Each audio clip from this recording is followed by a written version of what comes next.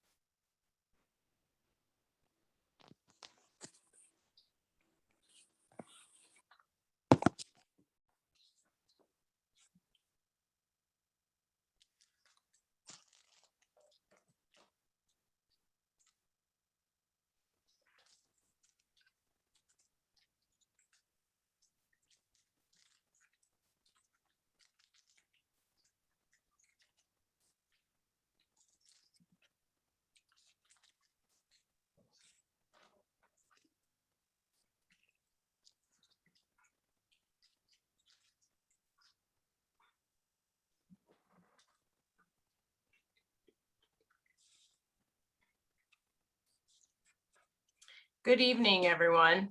My name is Lisa Albitz, and I have the privilege of being the chair of the Board of Trustees for Cheshire Home. Welcome to our circle of friends.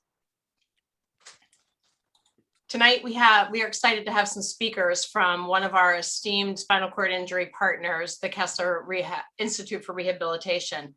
Dr. Nieves is a physiatrist with the organization, and Ron Gold, CEO of LeanOnWe, completed his initial rehab at Kessler and is still utilizing services along with mentoring other patients. Cheshire Home is now celebrating its 40th year anniversary, which gives us the perfect opportunity to look back and to look forward. As we do that, we are consciously aware of the amazing spinal cord injury community and support that we have right here in New Jersey. We have the Kessler Institute, who treats patients when these horrific accidents happen. We have Cheshire Home, who assists with helping these folks gain back their independence. And we have huge supporters who make this all possible, including, but not limited to, the Christopher and Dana Reeve Foundation, the Hyden Watson Foundation, the NNJR Porsche Club, and some of our new friends, Push to Walk, Provident Bank, and Alere Health Services, all coming together to create this amazing support for spinal cord injuries. When I came to Cheshire Home for the first time, I was overwhelmed at the feeling of home that you get when you cross through the entrance. And then I met some of the residents and learned about their progress and their goals. And I knew immediately that I wanted to help in some way. 15 years later, here I am, loving the fact that over the past 40 years, we've assisted 237 residents in their journey to independence. Thank you for joining us this evening. I know you're going to enjoy the discussion. We're looking forward to seeing you at Cheshire Home one of these days. I'd like to introduce to you Mike and Marie Rotolo, who are our co-chairs for the evening. Thank you. Thank you, Lisa. Hi, everyone. My name is Mike Rotolo. I am secretary of the Cheshire Home Board, and along with my wife, Maria, we co-chair the Cheshire Home Circle of Friends. I'll start with just some logistical notes for everybody. So we are recording. We're going to be able to then share out this event with some of the members of our Circle of Friends program who weren't able to make it tonight. In terms of the best viewing experience, there's a little view button in the top corner. We would encourage you to put that on speaker mode, so that'll make sure as our speakers are going through their discussion tonight, you can see them front and center on your screen. We do want this to be interactive. Our speakers are ready and willing and excited to take your questions. So there's a couple ways you can ask your questions. If you go to the bottom of your screen, there's a reactions button. If you click on that, you can raise your hand. I'll be trying to monitor things to see if anyone raises their hand, and then I would call on you to ask your question. If you don't want to vocalize your question, you can also just type it into the chat, and I'll be looking at the chat, which is also at the bottom of the screen, and then sharing those questions with the right speaker from tonight's discussion. And we'll also try to save some time at the end for Q&A. So I've personally, just a note about myself and my involvement with Cheshire Home. So I've had the pleasure to serve on Cheshire Home's board for the last 4 years, and had a number of opportunities to volunteer at the facility in the years preceding that. One of the things that just keeps me excited to be involved in Cheshire, seeing the amazing perseverance of our residents and what they're able to achieve, being faced with some of the challenging circumstances their injury brings upon them. And it just keeps inspiring me each day to stay involved. One of the things that also just energizes me is seeing some of the great cutting edge advancements that facilities and organizations like Kessler, the Reeve Foundation, places like Cheshire Home are making each year to better serve our residents with spinal cord injuries. So I'm really excited to hear our speakers talk more about that tonight. We started the Circle of Friends program earlier this year. We had one event back in June where we had an infectious disease specialist, Dr. Joseph Kim, talk about COVID and some of the related stories about how Cheshire Home worked to keep our residents safe through the pandemic. We hope to have more informative discussions like tonight, and then hopefully in the near future, hopefully have some in-person events and other opportunities for this group of supporters, organizations, and those from the community who have given so much to support Cheshire Home. Joining tonight, we have a few other board members. If you're on camera and want to wave, we have Lucille Finelli, Stuart Milston, Glenn Moran, and Scott McClester, all joining me also from the Cheshire Home Board. With that, I'll be kicking it over to George Zeitler, who's for 30 years now been Cheshire Home's executive director. George has also been front and center in the relationship between Cheshire and Kessler, and the close ties that we've built over the years. So George, I'll hand it over to you. Okay. Thank you, Mike, and thanks to everyone joining us tonight. It's great to see so many new and familiar faces for our second Circular Friends discussion. Tonight, you will hear from 3 very special people, Dr. Jeremiah Nieves, Ron Gold, and our Madelyn Cerrato. Dr. Nieves is board certified in physical medicine and rehabilitation. His focus is care and treatment of individuals with spinal cord injuries, traumatic brain injuries, and stroke. Ron Gold is CEO and founder of LeanOnWe. They help others receive quality home care within the community. Madelyn Cerrato is our director of nursing. Madelyn has worked closely with Dr. Nieves and Kessler over the years and can share firsthand progress our residents make after joining us from Kessler. Now, without further ado, I'd like to hand it over to Dr. Nieves and Ron to lead our discussion. Thank you. Thank you, George. I appreciate it. And Ron, thank you for being part of the discussion as well. It's really exciting for me to be able to speak with all of you tonight and really to get a chance to see some of the faces that I can put to the names that I've seen over the years, and honestly just say thank you first and foremost to all of you. It's interesting looking at the slideshow you had there before the talk.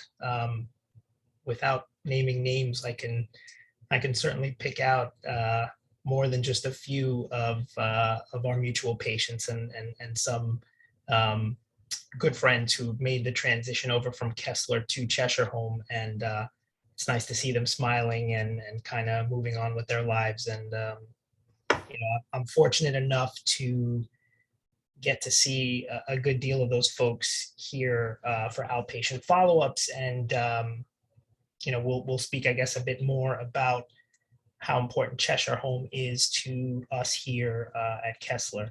I want to make sure, Ron, that we have enough time together and that I leave you enough time. So we'll try to kind of collaborate as we go through. And Kim, if there's any questions and I don't see the hand go up, please stop me, and I'm happy to answer questions. I'd gone back and forth a bit about whether or not I was going to show slides, and I decided against it, only to keep things a bit more casual and to really give everybody the opportunity to ask the questions that they wanted. I'm wide open, and I'll talk for a bit. And if there's any questions that come up, please let me know. Was that a question just now or no?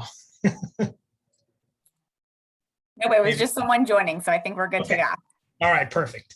So I'll go over a couple quick points. One of the things that was asked was sort of my personal background and how I got into spinal cord injury, and it's an interesting question.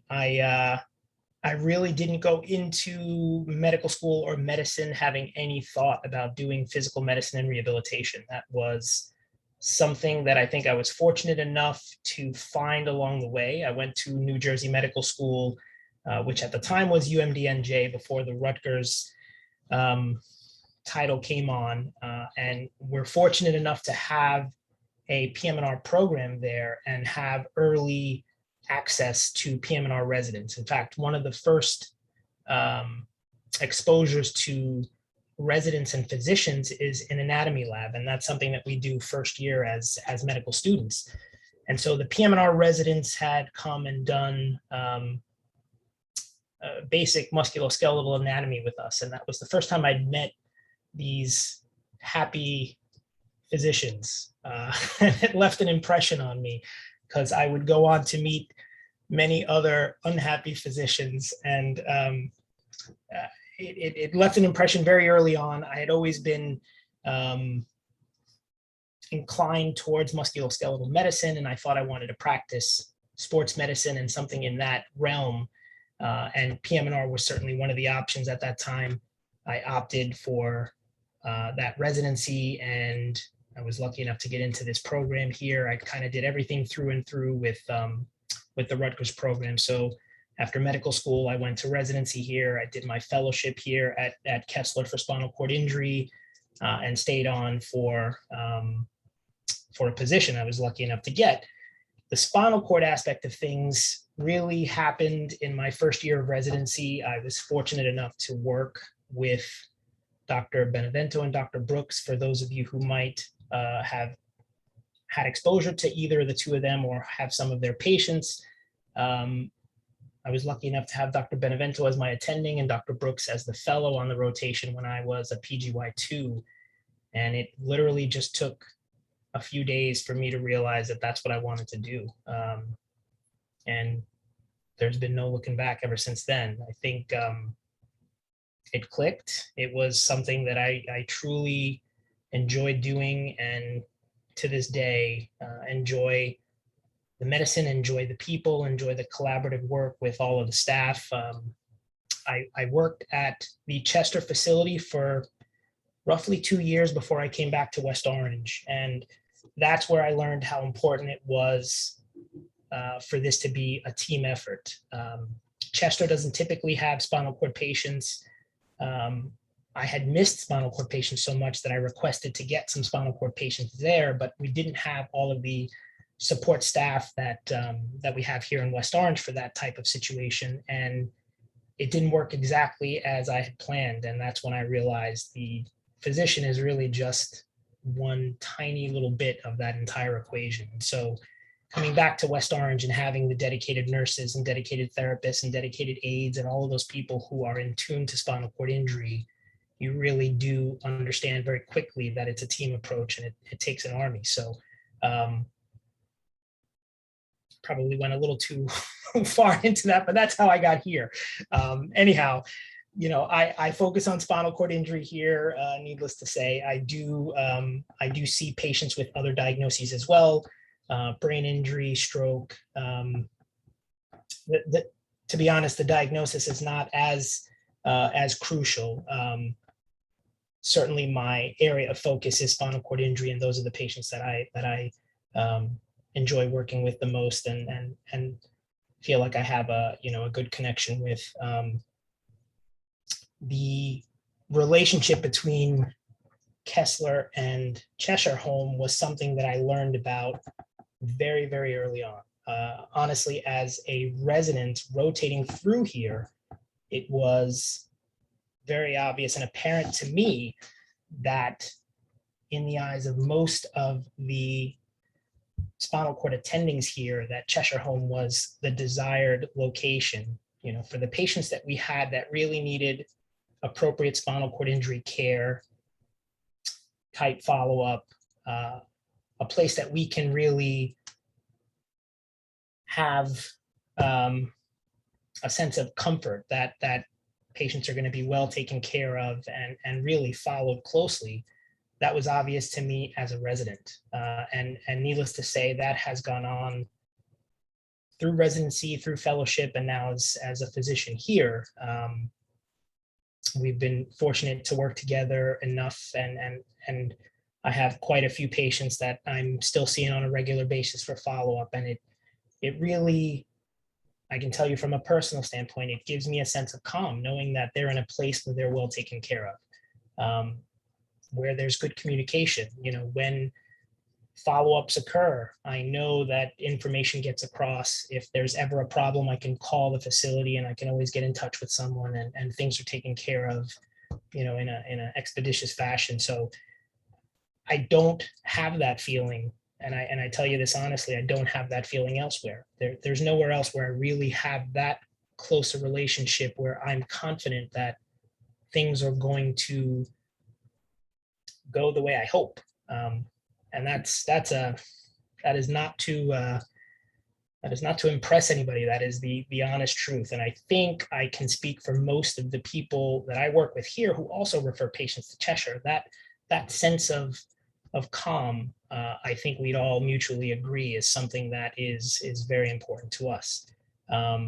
So hopefully you all know that, and this is my official opportunity to say thank you for that, because it means a lot. And part of the reason I went into spinal cord injury is because you can develop those long-term relationships with individuals, and it's important to know that they're being taken care of. So that's for me one of the most important aspects of the relationship between Kessler and Cheshire Home. I think again, having a facility like Cheshire Home within, striking distance of us is also quite helpful. In the future, I know that we're going to have lots of other patients, to refer, and knowing that that we have competent care there is really essential to us and to any of the other. I know that my colleagues here who also take care of brain injured patients and other neurorehabilitation individuals will agree with me on that aspect. So I guess maybe I'll open it up to questions. I can certainly talk more. We can touch upon some of the newer topics in spinal cord injury, things that are going on here, but I want to make sure, in the interest of time, we give people the opportunity to ask any questions. And certainly, for Ron, I don't want to cut too far into your time as well, because I want you to share your experience. I think individuals like Ron are really what give me the motivation day in and day out to keep doing this. When you see someone succeed and beyond succeed, pay it forward the way Ron is, it's an inspiration, and it really, it gives me sort of the drive every day to try to do my best and make the acute rehabilitation experience for people as positive and uplifting as it is, or as it can be, because I only get people for a short window, in these, let's say, on average 4 to 6 weeks once they're transferred over from acute care. And it's really places like Cheshire Home where the longer term relationship continues. So I guess I'll pause there for a second and see if anybody has questions, and then maybe give Ron an opportunity to jump in here. Yeah, Dr. Nieves, we do have someone raising their hands. right. So I think I Shirley Jenks, it looks like you're raising your hand. So if you want Just to a ask quick your question, feel question. free. Yes. Doctor, how long yeah, this is great. You have these long relationships with your patients, but what's Yeah. sort of the average that you're seeing a patient? Maybe I'll ask you to clarify how long do I have those relationships for, or how long Yeah, I mean, for? yeah. So, how long will you be seeing it? How many years that you have Oh yeah, a patient yeah. that you see? I would my hope, honestly, and wish is that that relationship continues for years. So typically I have a patient in-house anywhere, I would say, between 1 to 2 months. That number is getting smaller and smaller and smaller as we have the challenges we have with insurance. But I would say somewhere between 4 and 8 weeks, I'll have somebody inpatient. Typically, when they're discharged to the next level of care, I'll follow up with them on a monthly basis. When things kind of start to settle down, it may be every other month or every 3 months. But I do like to see my patients at least once a year, if not more often. So, and that's usually the directive I'll give is, certainly if you need me, make that appointment to come and see me sooner. They know my contact information, and I'll have them just reach out to Rosa and make an appointment if something changes or there's any sort of concern.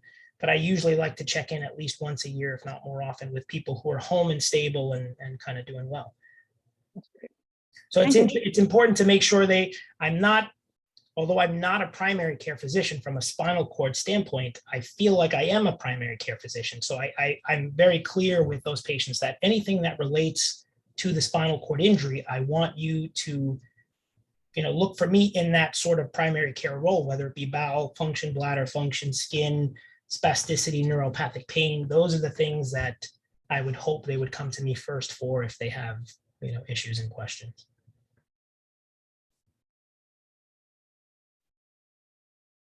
Any other questions about anything? Yeah, there's another question. It looks like there are some folks who are curious a little bit about the research and advances that you've seen, in the past few years. I know you mentioned that your patients are getting cycled through Kessler faster. We see that they're coming to Cheshire Home faster and sooner after their injury. Like, are there advancements that are being made in the field that are enabling that? And also, what do you hope to see in the coming years? Well, I wish I could say it was the advancements that were prompting the faster transfers, but that's not necessarily the case. As far as advancements, there's a lot that's happened just in the last few years. I mean, there are some things that I'm sure some of you are very familiar with and may have seen, from transcranial magnetic stimulation to functional electric stimulation. There has been quite a bit of advancements with exoskeletal apparatuses here at Kessler. We have several of them, and there's ongoing research with them. Obviously COVID put a big dent in that whole situation. The Tim and Caroline Reynolds Center for Epidural Stimulation was being constructed, and even the grand opening of that was sort of delayed. And fortunately, that is open and research is happening again, and we're seeing patients and recruiting patients for different studies there. So there's good, exciting work being done in that Center for Spinal Stimulation. There are still active medication trials going on with things like minocycline and riluzole. Other types of research going on in other parts of the country. There are bioartificial scaffolding studies going on where they're implanting basically a matrix that allows a gap, filling the gap between injury and where viable tissue exists. This product to basically fill that gap and allow basically acting as like a conduit to try to promote neural tissue formation. There's again epidural stimulation going on that we've heard of over the past few years, and advancements going on in terms of motor function, sensory function, bowel and bladder function. So there are a lot of active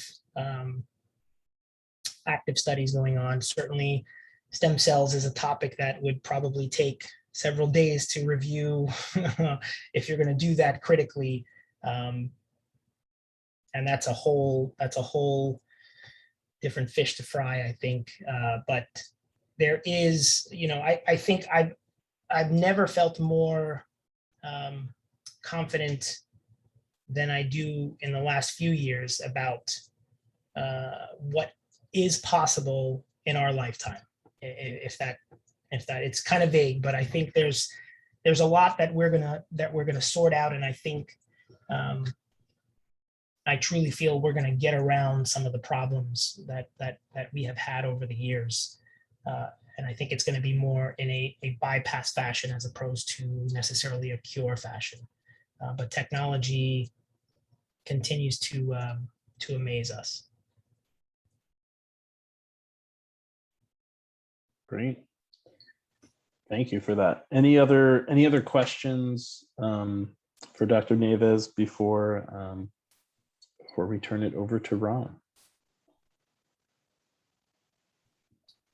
I will stick around, so if anybody has any questions. Yeah, time. we'll have an opportunity later. We're gonna save some Q&A for the end. So at this point, we can bring in Ron Gold, CEO and co-founder of LeanOnWe, to talk a little bit about his story and his experience at Kessler. Thank you very much. Before I start, I just want to close one circle with Dr. Nieves, since he mentioned Barbara Benevento, and she was my physiatrist. And I had a great experience with her when I was inpatient at Kessler. Clearly a very strong, experienced doctor, and I appreciate that.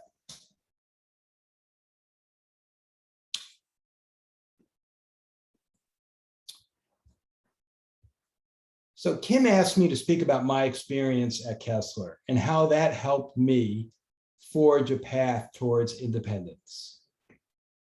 And for sure, that is what Kessler did for me. But I also have to say it wasn't necessarily a straight path. When I got to Kessler, I was weak, but still approached physical and occupational therapy with a vengeance. It was the athlete in me who enjoyed working out and was encouraged by any kind of progress I made. In fact, I was annoyed that weekend sessions had reduced hours, and I did all I could to increase my sessions by asking for extra time on weekends. I was hopeful that I could beat the odds and regain more function than I was led to believe as an Asia A complete paraplegic. But I have to tell you, it was different when I got home. Being at home without the same structure, process, therapists, and support was difficult. It became crystal clear that progress was going to remain slow. It was frustrating. I had nurses, caregivers, therapists traipsing through my home. I couldn't go up their stairs to my bedroom, and I had this ball and chain of a PICC line for months and months afterward. I was feeling sorry for myself, and I had a lot of why me's. And I kept rethinking my accident. In fact, this Thanksgiving, it'll be 10 years. It was Saturday of Thanksgiving weekend, 2011. I was finishing a 50-mile bike ride with a group of friends up to Harriman State Park. It's something we did regularly. Then all of a sudden, an out-of-control SUV came barreling at us. The driver crossed a solid yellow line, hit my buddy Zach, and then me without braking. It was 1:06 p.m. on a bright sunny day, and apparently, somehow, she had fallen fast asleep. From there, I was medevac to Hackensack, but the trauma doctors didn't expect me to survive. In case you're wondering, I did.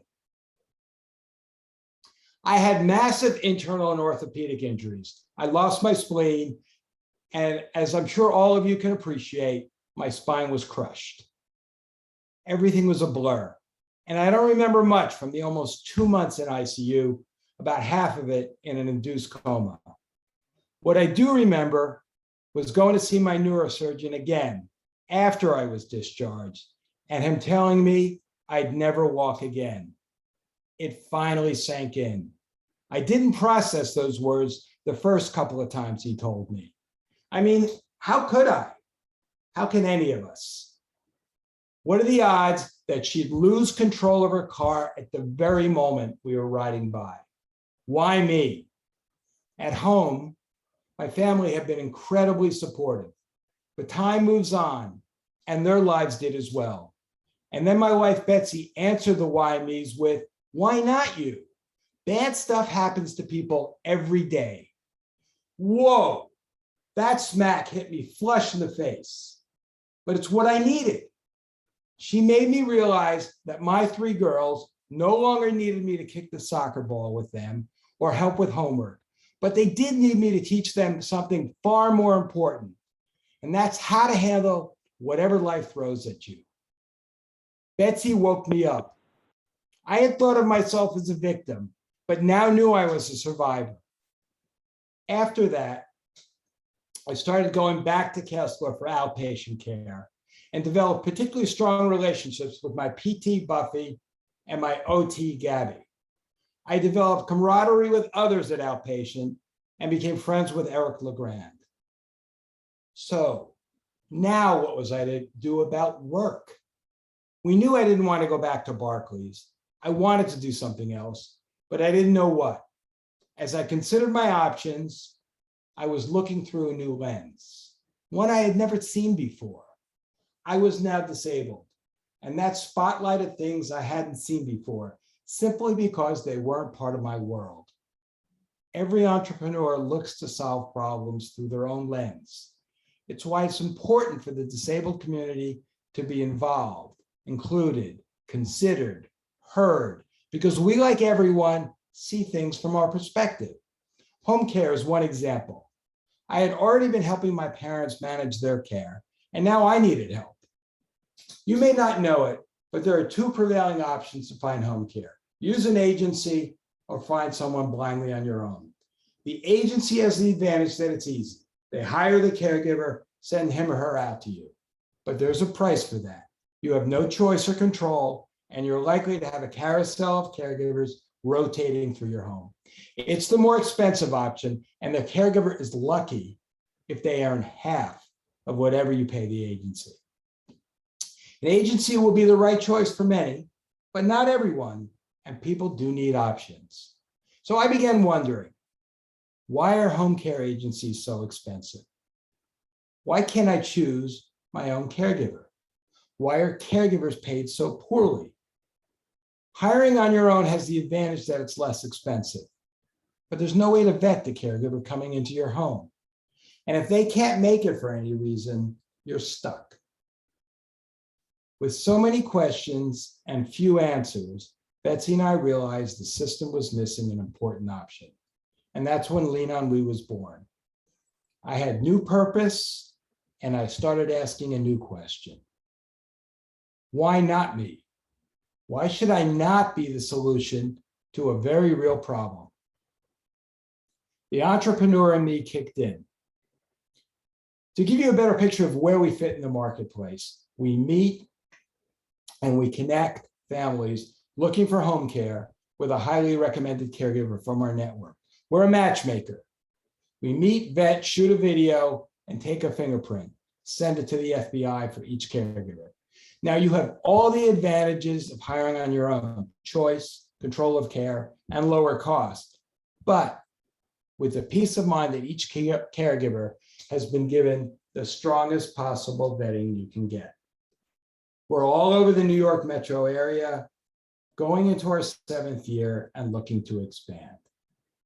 So, in the words of the great Cy Sperling, some of you may actually remember him. He was the creator of the Hair Club for Men.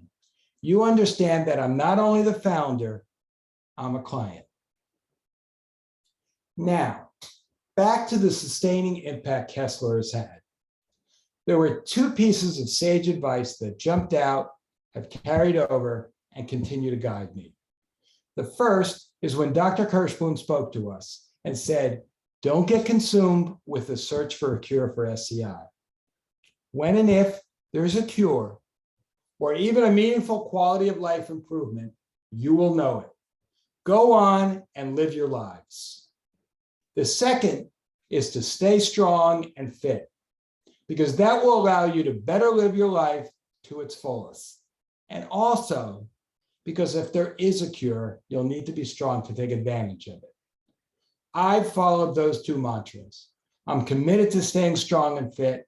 I exercise with weights, hand cycle, and I row. I use my standing frame regularly and my braces to continually stress my bones. So, why not me? And why not you? Why wouldn't we be the solution to problems? Why not step up, so to speak, if we can? I've lived my life post-injury the best way I can. I started a business to address a need I've experienced. I'm engaged with the world, including our SCI community. I've met some fascinating people who are making great strides and are doing impressive things. Like me, they choose to view obstacles as mere challenges to overcome. And I've been invited to speak to groups, to share my insights, and to help others see opportunities to solve problems that matter to them. It's a passion and a newfound purpose. And I'm grateful to be here, to be alive and to be with you tonight, to share my story in support of the great work being done at Cheshire. Thank you very much, Ron. It's really inspiring to hear how you, being a father myself, how you sort of viewed this next part of the journey of creating LeanOnWe and showing your daughters the impact that you could have after the injury. I think that was just really inspiring to hear that as a parent. I'm looking for hands raised. Let's see, we have Shirley, you've got your hand raised again. So feel free to jump in with your question. And anyone else, if you have questions, feel free to send them in the chat or also raise your hand. Great. So Ron, thank you for that really inspirational summary of how you got to where you are. I've got two questions. With regard to LeanOnWe, do you only provide caregivers for people with disabilities, or do you provide for, say, the elderly, what have you? I don't know enough about LeanOnWe. And the other question was, did you ever consider going to Cheshire when you needed help after your accident? Sure. So to answer your first question, yes, actually, it's mostly to the elderly and not to the disabled. So think about our parents, aunts, uncles, whoever need help and are looking to hire a private caregiver. To your second question, frankly, I didn't really know much about Cheshire when I was there. I do remember some of the people that I met through inpatient physical therapy who were then moving to Cheshire. And I don't know if it was never brought up to me. Maybe I was in a better position with the resources and the family and the support to be able to go home right after Kessler. I say right after, but really in total it was nearly 5 months, because it was 2 months at Hackensack and 3 months at Kessler. So it was quite a long time. I was more than ready to go home. I remember two things I remember about Kessler. One is that from the time of my accident, I don't think the Giants lost another game, and they ended up winning the Super Bowl that year. And the second thing I remember was my wife and I celebrated our 25th anniversary while I was at Kessler. And that was shortly before I was discharged, and they ordered out, they brought in food and they set up a nice table. And I knew that after that, I was ready to go home.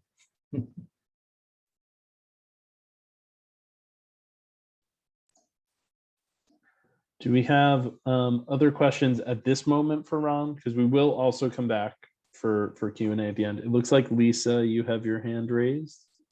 Yeah, Yeah, Ron, so you said you didn't know about Cheshire. What can we do to ensure that everybody that needs us knows about us? I think it's about working with the case managers at Kessler. I'm sure, obviously, the case managers there knew about Cheshire and they were well aware of it.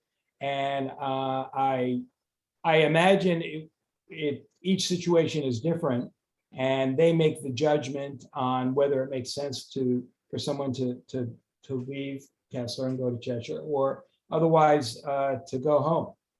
Okay. You know, I'm sure we discussed it on some level, but I have to tell you, there were a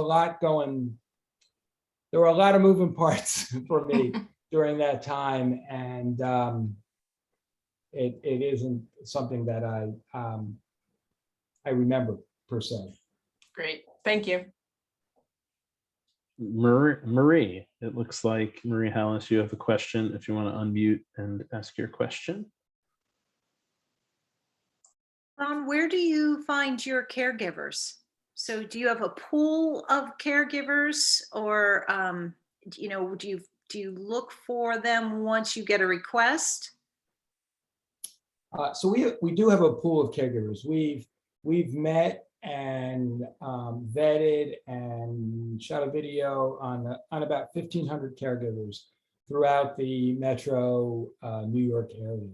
And the thing is, one of the big challenges in the home care industry is a shortage of caregivers, and particularly a shortage of vaccinated caregivers.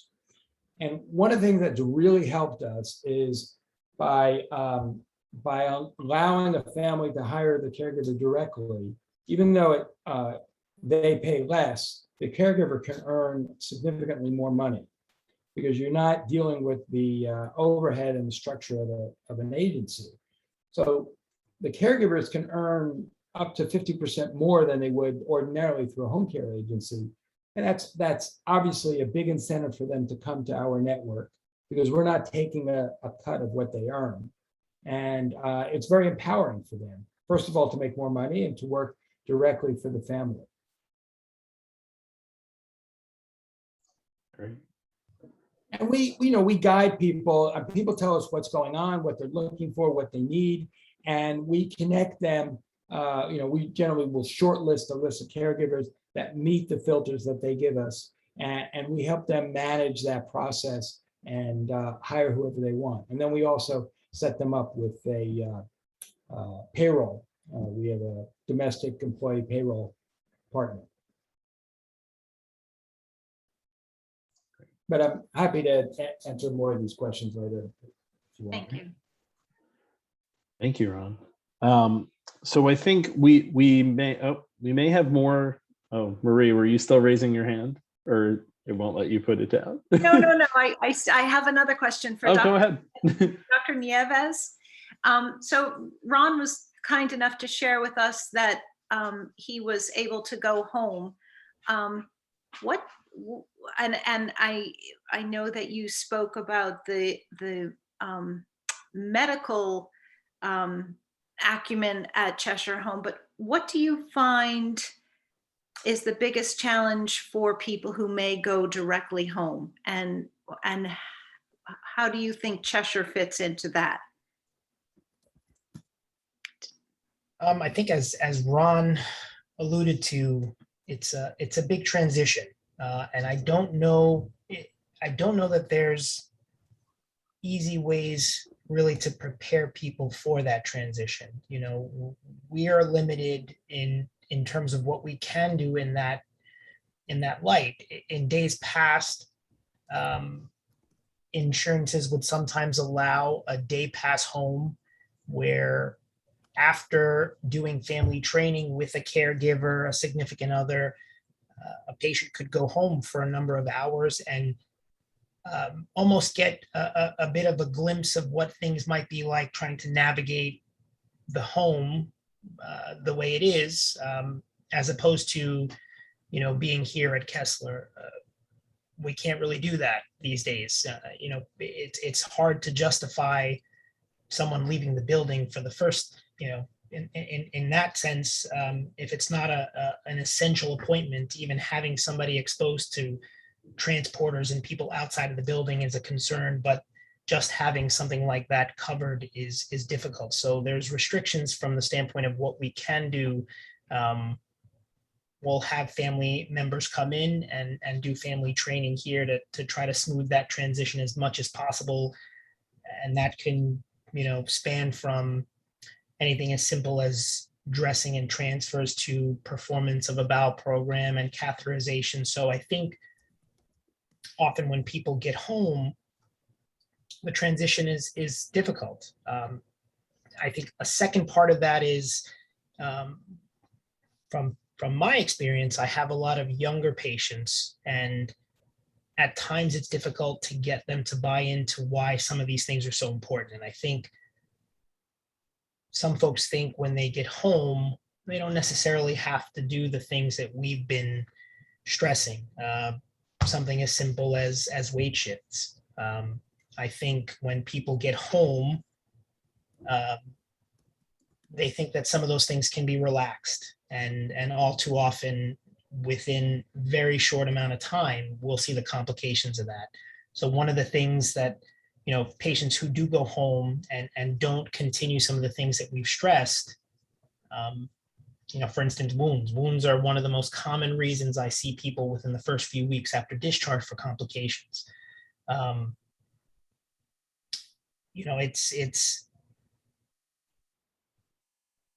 wish I knew a better way to stress. You try yourself, you don't want to resort to giving examples of complications other folks have had when they've left, but you try your best to really reflect how important it is to continue the routines, the weight shifting routines, the bowel programs, the bladder management strategies to avoid trouble. I liken it to sort of, you're standing on that railroad track and the train's coming at you. All we're trying to do is get you to step aside. It's trouble that will find you if you don't, get out of the way. And I think that transition home can be difficult for a lot of folks. And certainly, having another place where the same things are a focus. Sometimes people need to see it and hear it from someone else to realize that it's not just something I'm stressing. It's something that clearly is important in the long term to prevent complications. Thank you. Thank you, Dr. Nieves. Thank you, Ron. If you have more questions for Ron or Dr. Nieves, please continue to send those through the chat. But I do want to give a few minutes. We're gonna, just for a few minutes here, I did want to turn it over to Madelyn Cerrato from Cheshire Home, who's going to quickly talk about, she's the director of nursing at Cheshire Home and is going to talk about the experience when a resident transfers from Kessler to Cheshire Home. And then we'll come back for more Q&A. Hi, everyone. Thank you, Mike. Thank you, everyone. It's been a pleasure to hear everyone speak. Ron, I'd like to have you come and speak at Cheshire.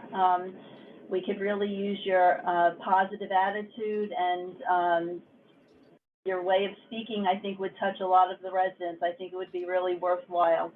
Cheshire Home has dealt very closely with Kessler for many years, and we've built a very cohesive relationship. It took some time,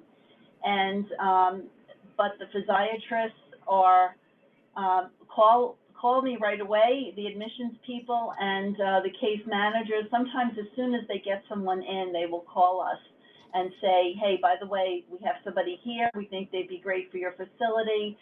They're being discharged in a month or 6 weeks. Will you have a bed? And the rehab process is so different for everybody. But I just want to take a minute and thank Dr. Nieves, because he seems to hold his people waiting for a bed at Cheshire.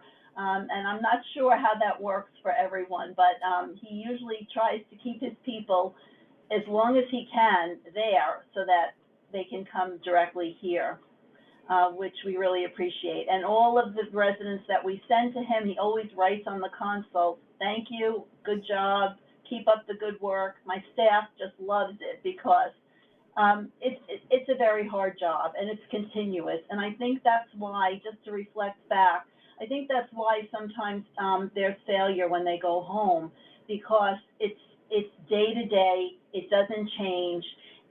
Family, even family that's very supportive, they get tired and they need relief. And sometimes they wind up being so overcome with what they need to do that they lose the relationship. So I think sometimes that's what happens.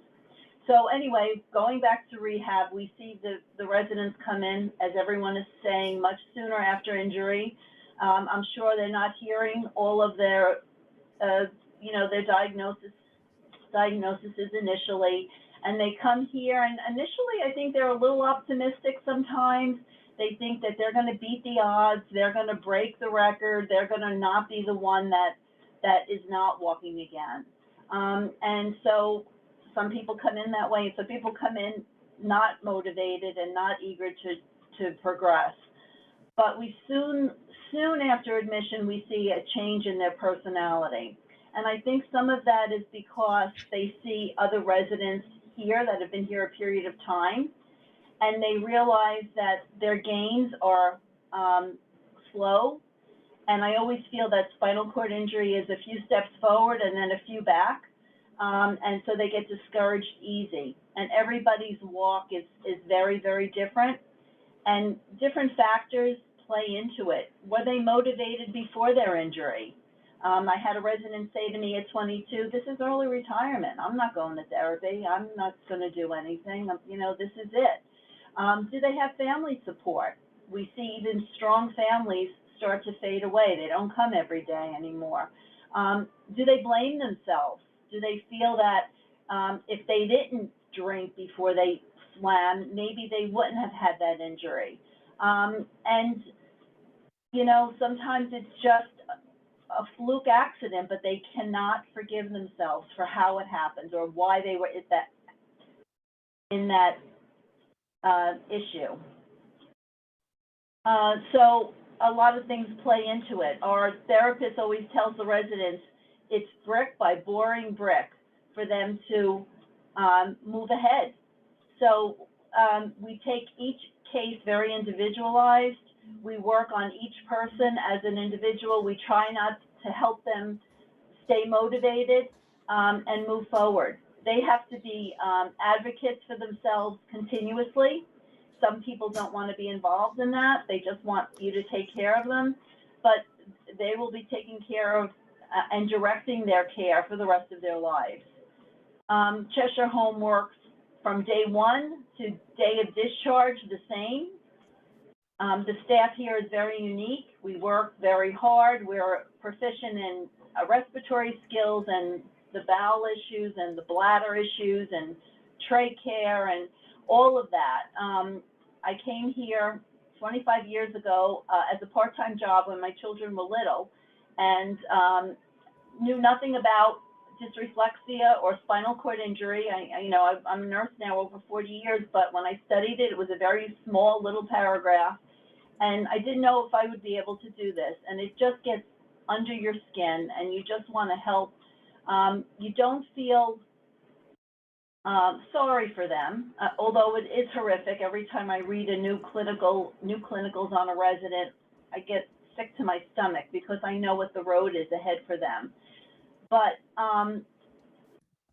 you just want to do as much as you can to help them move forward. And so as when they come in, there is a discharge plan from day one, and we discuss that openly and freely.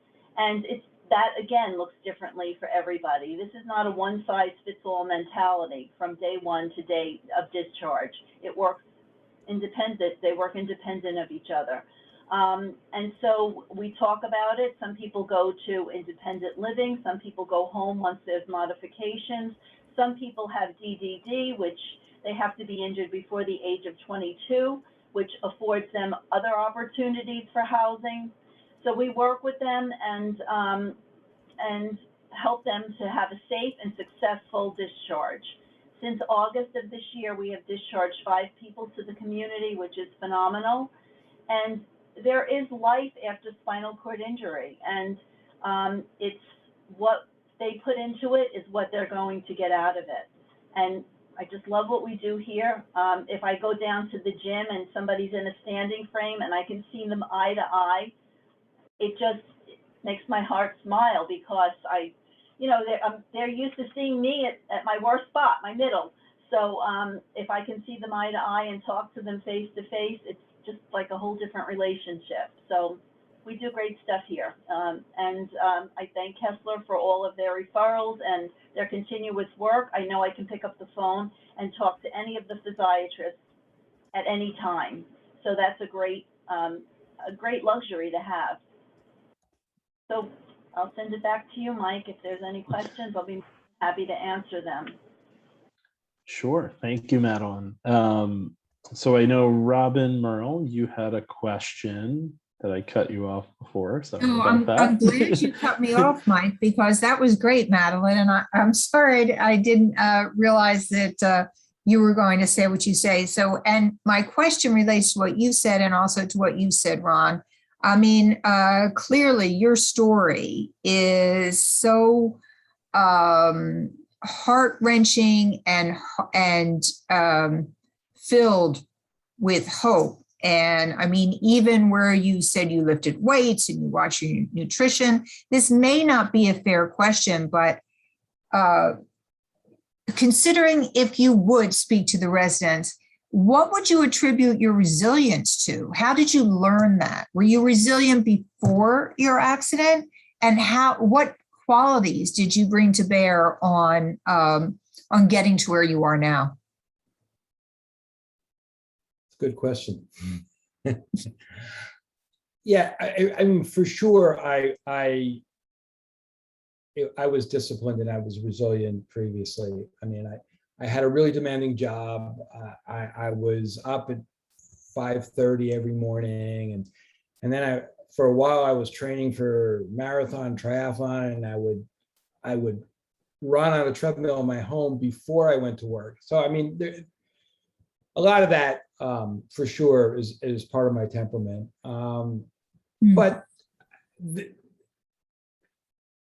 having a spinal cord injury and dealing with the numerous things that are involved is unlike anything almost anyone experiences. And it doesn't matter how tough or disciplined or resilient you think you are, it's a whole nother world. And I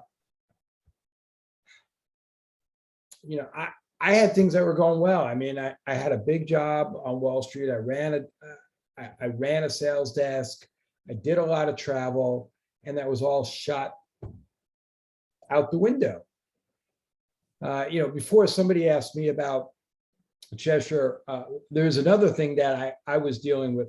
Actually, my injuries are worse than most people. I mean, in addition to a complete spinal cord injury, I had a really terrible trauma. I mean, a automobile going at 40 miles per hour one way and you're going 20 the other is a 60 mile per hour collision.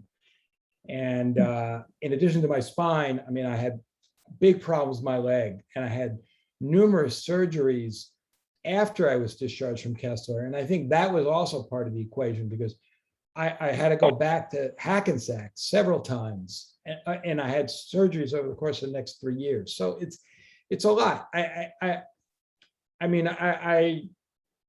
And my wife was clearly a great positive influence, and my children to understand that stuff happens, or you could be more blunt than that, and you really just have to say, hey, this is where it is, and I'm going to run with it, so to speak, and make the best of it. And it's a challenge every day. I get up and I think about it. When I get up in the morning and I still can't walk, and I have to deal with all these things again, and it's hard. And as all of you know, not being able to walk is just the start of it. It's really crazy. I'd be happy to come in and speak for sure. I don't know any. It's a tough one. You guys are doing yeoman's work. Thank you, Ron. And just so everyone knows, Kim did post a link in the chat to a great article that Ron had wrote that I think we think everyone would be really interested in. Yeah, reading. I started rowing like 6 years ago, and just a couple weeks ago, I rowed the Head of Charles, which is the kingpin of the rowing races. So it was quite a journey. We have 2 questions coming in. Well, there's some great pictures from it. So Althea, I saw your hand up. Do you want to ask your question, and then we'll go to Kyle's question? Sure. I actually have a question for both. Thank you guys so much. Everything that you shared today was really informative and helpful. And if I were in person, I would have given applause after Ron's discussion. It was really engaging. So I'm going to be the Debbie Downer and bring up finances. How, Ron, do you have any insight that seems to be a big obstacle when people are preparing discharges and they're thinking about care and how they're going to manage on the outside? Yeah, Althea, your audio is breaking up. As you already stated, when people are thinking of those angry situations, totally different, and the resources are totally different. So any suggestions or any insight, having worked in helping people get home care, how what's the ideal situation? How can people prepare better that, or what can they be doing while they're at Cheshire to help prepare to to handle those things financially? Yeah. So Althea, your audio is breaking up a bit.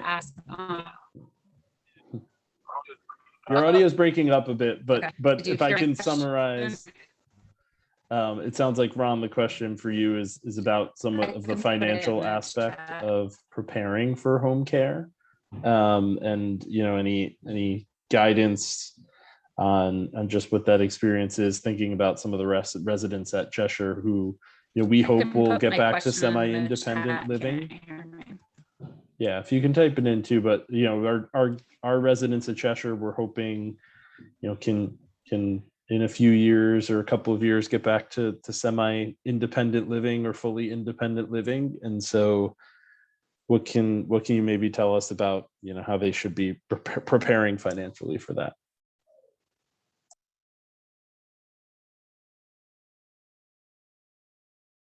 It's Ron, a you're great muted. question, and it's certainly not a question specifically about people with an SCI. I mean, and it's something I also feel passionately about because I've learned so much about home care doing this business. And as a country, we're not prepared for home care. It's this enormous cost down the road that very few people are prepared for. They did a study, and 2/3 of Americans expect Medicare or private health insurance to pay for their home care. It won't. And it's why only 11% of Americans have bought long-term care insurance or some kind of other means to plan for it. And it's not part of Medicare because it would bankrupt Medicare. And even when in this new plan with Biden and the Build Back Better, there was a piece just for Medicaid, and it was only going to be for Medicaid, which is not a bad thing, but it certainly wasn't a complete picture. And that if anything gets approved, it's going to be a slice of what it was. It's a huge expense, which is why it's not covered, and which is why it's so expensive for everyone. Medicaid in New Jersey is not great. I mean, we deal with New York, and Medicaid in New York is much more robust in caring for and paying for home care. It's much more powerful, and I can't compare all the states, but Medicaid is a strange thing because it's administered by the states, and it's a national federal organization. So it's a long question that I better leave for another time, I think. Sorry, I don't mean to deflect. No, yeah, that's great insight. Thank you, Ron. So Kyle, I think we have time for one more question if folks don't mind hanging on. So Kyle, I see your hand raised. Do you want to ask your question, please? Thanks, Mike. And yeah, I had a question for Ron as well. And Ron, I know you're involved with the Christopher and Dana Reeve Foundation now, but I was just curious at what point after your injury you started accessing the resources and what impact that had on the decisions you made on your path and moving forward in terms of independence and everything else. That's a good question, and it's similar in the idea with Cheshire, being aware of resources. And I don't remember much about Reeve Resources or the Resource Center or any of those sorts of things. My first, Fran Brown actually reached out to me. So that was before they were part of the Reeve Foundation. Somebody connected me with her, and she was incredible, as she is, in terms of reaching out to any newly injured person and offering whatever resources. And for me, it was about sports. That was sort of one of the things I was interested in, and she connected me with a number of different things. It wasn't. I didn't get involved with Reed until a few years later when I went back for outpatient, and I was like, okay, I need to give back. I need to find a form to do that. And Reeve, since it was local, seemed to be the best fund to do that with. And then coincidentally, I'd also befriended Eric, and he was doing this Walk to Believe. And I said, okay, that looks like a good vehicle for me. I know Eric. It's supporting the Reeve Foundation, and let me get involved in that. And I've been the top fundraiser for that Walk to Believe every year since then. Well, let me just say thank you for that, because it really is incredible, all the efforts that you have been able to achieve with that. It's our world, and if I can't be involved and try to do whatever I can to bring those goalposts closer, then what am I doing? Thank you again, Ron. Yeah. And so I want to be respectful of everyone's evening time. So we've gone a few minutes over. I think that's a great sign that everyone's found our speakers tonight to be very, very engaging. So I want to say another big thank you to Dr. Nieves and Ron Gold and Madelyn for sharing so much about their experiences and how Kessler and Cheshire have worked together. Also many other of our partners who are on the phone, including the Reeve Foundation and others, have been part of that partnership as well. And so really appreciative of everyone taking the time to join and listen to the inspiring information from our speakers. I think in the chat, Kim has posted her information in case anyone has any additional questions about Cheshire Home or about the Circle of Friends or any of the content. And there's a reminder there that Giving Tuesday follows Thanksgiving, and you'll see some more communication on our social media about what Cheshire is striving to achieve on Giving Tuesday. If you're so inclined to support, continue your great support of Cheshire Home.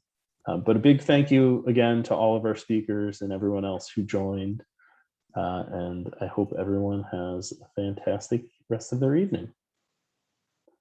Thank you. Thank you, everyone. Thanks.